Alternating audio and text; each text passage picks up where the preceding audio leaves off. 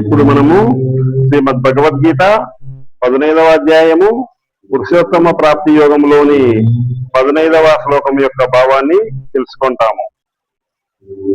సర్వస్య చాహం హృది సన్నివిష్ణో మత్తః స్మృతిర్జ్ఞానమపోహనం చ వేదైశ్చ సర్వైరహమేవ వేద్యో వేదాంత కృద్వేద విదేవ చాహం. ఈ శ్లోకం యొక్క భావం ఏమనగా, అన్ని ప్రాణుల హృదయములలో నేను ఉన్నాను. నా వలననే జ్ఞాపక శక్తి, జ్ఞానము, మరపు కలుగుతాయి. అన్ని వేదాల ద్వారా తెలియబడవలసిన వాడను నేనే. వేదాంతమును నిర్మించిన వాడను మరియు వేదములను తెలుసుకునేవాడను కూడా నేనే. ఇంతకు ముందు 12, 13, 14వ శ్లోకాలలో ప్రకృతి పరంగా భగవాను యొక్క సర్వవ్యాపకత్వము తెలియజేయబడినది.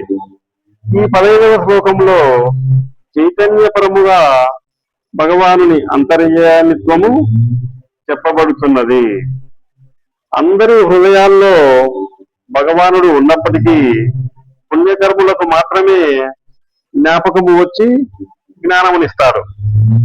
పాపకర్మలు చేసే వారికి తన జ్ఞానముల గురించి మరపునిస్తాడు.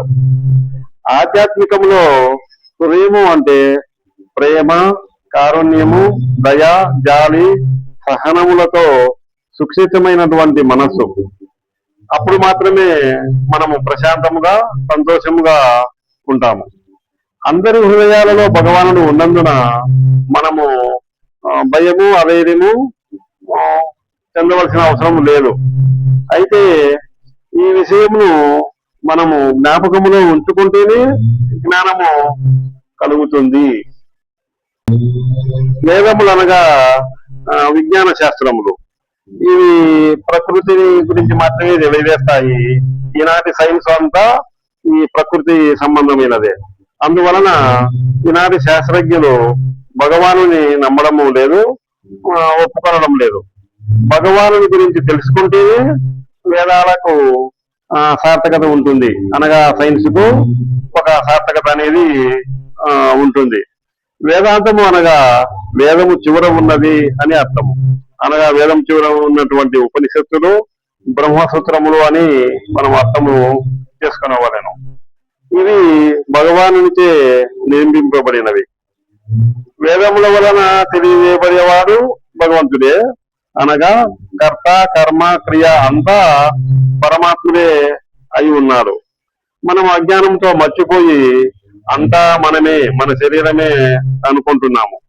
ఈ కాలంలో సైన్స్ ను నమ్ముతాము, కానీ భగవంతుని నమ్మము అని చెప్పడము ఫ్యాషన్ అయిపోయింది.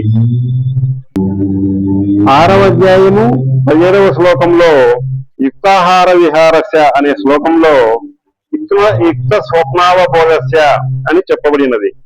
ఎల్లప్పుడూ ఆత్మజ్ఞానము స్మృతిలో ఉంటే మనము ఈ శరీరము అనగా ప్రకృతిని ఆనందించలేము. అందుకే భగవానుడు ప్రేమతో మనకు మరపును ఇస్తాను అని చెబుతున్నాడు. అందువలననే వివేకానంద స్వామి అజ్ఞానము ఇచ్చే ఆనందము జ్ఞానము ఎన్నడూ ఇవ్వలేదు అని అంటాడు. ఇక్కడ భగవానుని యొక్క తల్లి ప్రేమ మనకు తెలియజేయబడుతున్నది. తల్లి తన శిశువుకు రోగమును బాగు చేయుటకు మందుని ఇవ్వాలనంటే దానిని తీపి చక్కెరపాకంతో కలిపి ఇవ్వడము జరుగుతుంది.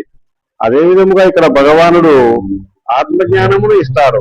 అయితే ఎల్లప్పుడూ ఆత్మజ్ఞానంలో ఉంటే ప్రకృతి యొక్క శరీరం యొక్క ఆనందములను అనుభవించలేరు. కాబట్టి అప్పుడప్పుడు ఆత్మజ్ఞానం యొక్క మరపును కూడా ప్రేమతో ఇస్తారు. అనగా ఆత్మశృతి మరియు మరపు రెండు సమపాలలో ఉంటేనే మనము ఈ శరీరముతో, ఈ ప్రకృతిలో, ఈ జీవితంలో సరైనటువంటి నిజమైనటువంటి ఆనందమును అనుభవించగలుగుతాము. దీనికి కూడా భగవానుడు తల్లి ప్రేమతో మనకు రెండింటిని ఆత్మజ్ఞానమును మరియు మరపును కూడా ఇస్తానని ఈ శ్లోకంలో ఆ తెలియజేసినాడు. దీనిని మనము సరిగా అర్థం చేసుకొని భగవానుని ఎడల భక్తి విశ్వాసములు కలిగి ఉండవలెను. శుభం భూయాత్.